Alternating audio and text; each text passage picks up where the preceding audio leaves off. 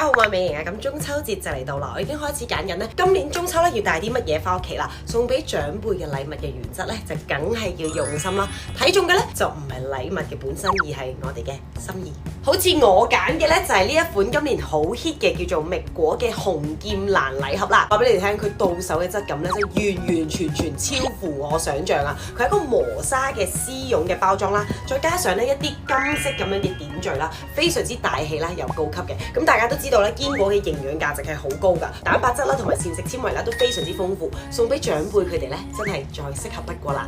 而且咧話俾你哋聽，入面嘅呢一罐啦，叫做阿富汗嘅晚蟲咧，真係完全咧驚豔到我啦，打破晒咧我對於松子嘅認知啊！佢每一粒咧都係又大又飽滿噶。